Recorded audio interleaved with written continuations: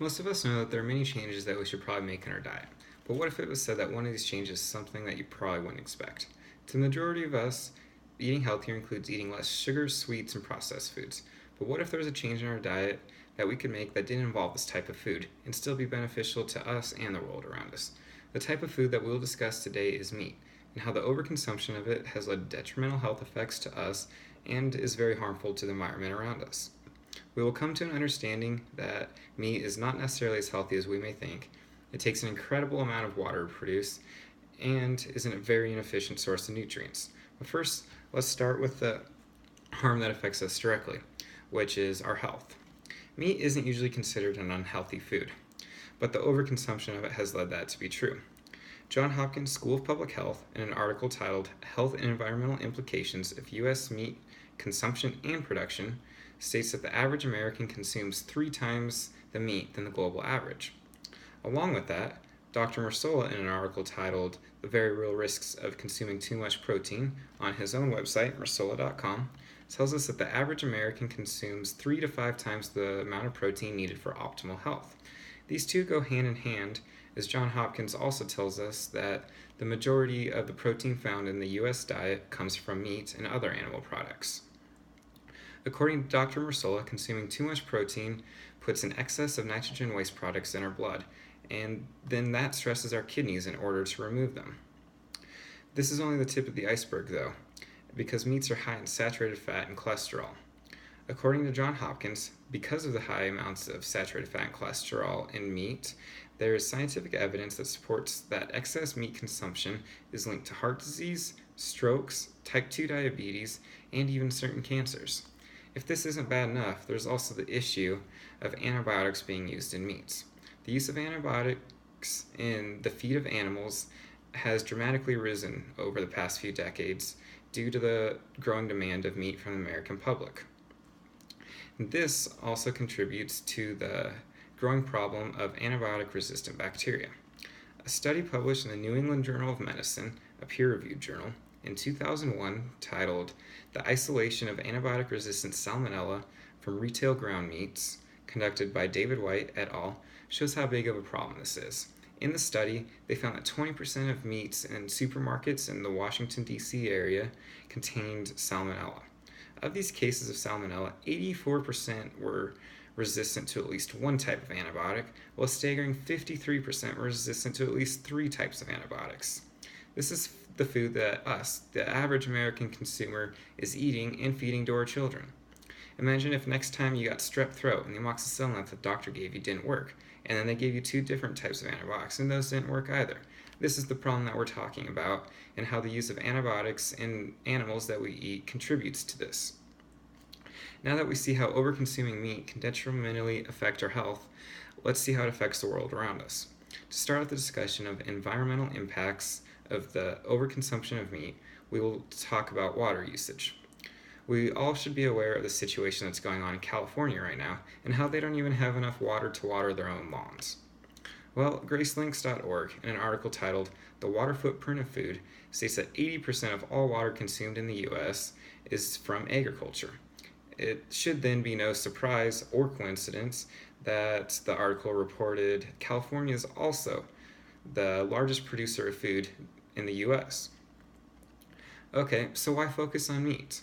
Well, to answer that question, let's look at how much water it takes to produce 1 pound of various foods.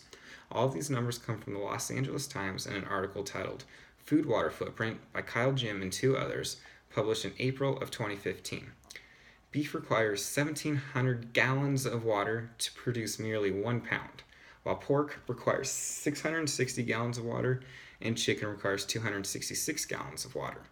Then, kale requires only 36 gallons of water for 1 pound, while strawberries require 20 gallons of water, and carrots a mere 15 gallons of water for 1 pound. But let's give these numbers a meaning. The website homewaterworks.org, under the tab of showers, tells us that the average American shower requires 17.2 gallons of water. This time, instead of gallons of water, I'll tell you the water equivalent in showers that it takes to produce each food. 1 pound of beef requires the same amount of water to produce about 100 showers worth of water. while pork requires 38 and chicken requires 15 showers worth of water. On the other hand, kale requires about 2 showers worth of water for 1 pound, while strawberries require just over 1 and carrots just under 1. The next time you go to a restaurant, eat a chicken sandwich rather than a hamburger, and you just save the amount of water needed for 85 showers. Eat a salad or another vegetarian meal, and you just saved even more water. The environmental problems for overconsuming meat don't stop there, though, as efficiency is another concern. That being said, the last point that we will discuss is that meat is a very inefficient source of nutrients, and the harm that this inefficiency causes. We already discussed the water issues, but let's look at this from an energy perspective. To do that, we'll do a quick overview of trophic levels, as taught in an introductory biology class. Producers are plants, such as vegetables, that get their energy from the sun. Then there's primary consumers that come along and eat these plants, and secondary consumers that go along and eat the primary consumers. Each time there's an energy transfer from producer to primary consumer to secondary consumer, there's a loss of about 90% of energy, which is the rule of thumb. For example, you take a plant that has 100 calories. A deer comes along, eats this plant. 90 of those calories are required for normal bodily functions of that deer, and 10 of those calories are stored in the form of muscle tissue that are available for secondary consumers. This means that when we, humans, the secondary consumers in this case, eat meat from an animal such as the deer, we're only harvesting 10% of the energy and wasting the other 90%.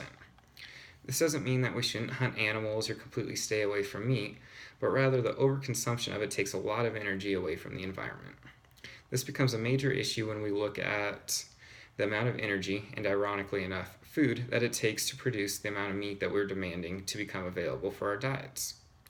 A page from the Washington State University titled Consumption by the United States tells us that 1/3 of the world's fish catch, 1/3 of the world's total grain output, along with 80% of corn and 95% of oats produced, is all used to feed livestock, not humans. This is extremely inefficient, as we could just eat the food that is required to feed the livestock and make it go a lot farther than the livestock itself. To add to this, Johns Hopkins reports that 40% of cropland is devoted to growing food for human consumption. That leaves the majority, 60% approximately, of our cropland, which is devoted to feeding the animals that we eat.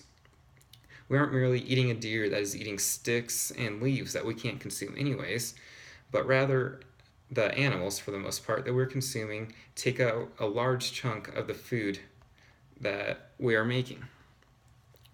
Global food production will need to double by 2050 to keep up with the growing population, according to Johns Hopkins. The problem with this is that there isn't enough land and water to make this happen. This may not be a huge issue now, but it will be in at most 35 years. It is important to remember that energy is neither created nor destroyed, but rather transferred. With such a large population of humans that is continually growing, we should be aware of how we could be transferring energy more efficiently.